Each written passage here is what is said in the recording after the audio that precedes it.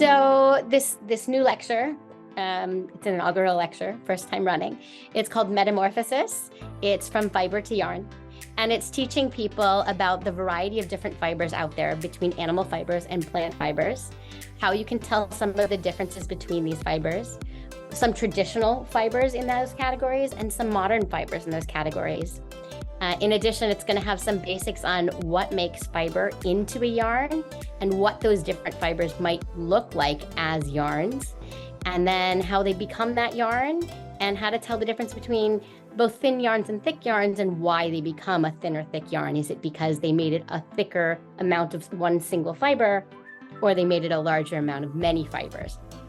So it's just a good introduction to anyone who uses yarn or anyone who uses fiber to be able to say, oh, this means this, and this is why I want to use it. So it's just a great way to get introduced to these different mediums and have some experience by lecture. Animal and plant fibers being the base categories, you kind of want to know what the variables do. How do they feel different? How do they wash different? How do they bloom different? Like, all of these variables make the yarn what it is, and you can't change those unless you change the fiber. Like the characteristics of the fiber then exactly affect the characteristics of the fiber make up the fabric. Exactly. You know, it's the same thing as if you're a knowledgeable knitter and you know about gauge, then you know that if you're going to add stitches into your gauge in your swatch, then you're going to have a denser fabric. Well, this, you can automatically choose your fiber to help you know in advance, oh, this is going to be denser on its own already. There's so many things to know about the fiber when you come to make a fabric out of it. So the lecture will answer many questions. Yeah, you know, it'll definitely touch on also how you use this fiber. Are you going to use it for felting? Are you going to use it for spinning? Are you going to use it for weaving? Are you going to use it for knitting? Are you going to use it for crochet? And while crochet and knitting are commonly bulked together as this is how you use the fiber, even those stitches have density to them that are very different. So you gotta get comfortable with knowing what you're using your fiber for in order to, get some value out of that source.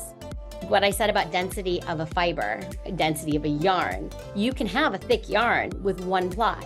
You can make a bulky fiber, but you could also have a very, very, very thin yarn with 4 plies, and now you got a sock weight yarn.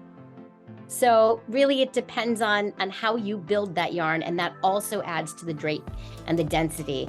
And the fiber of that changes between all of it as well. I'm going to have a variety of protein-based fibers and vegetable-based fibers, and then they'll be able to see it. I don't know if it's going to be on a board or on a touch and feel kit yet. I'm not quite sure, but it'll be presented so that they can view the different types of fibers in their fiber form, probably as fiber top.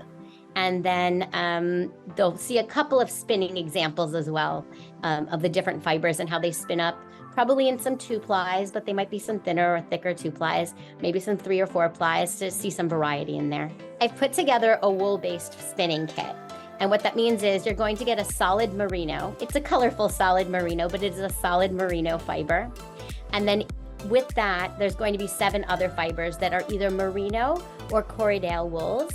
And with them, there's either a tweed or a silk or a bamboo or a nylon, so that when you get to actually spinning that fiber on your spindle, you'll see the variety in these different fibers and how they blend together. And some make some chunkiness to the fiber, and some make some nebbiness to the fiber, and some are just smooth as silk, even with the wool. Sometimes that too can feel smooth as silk.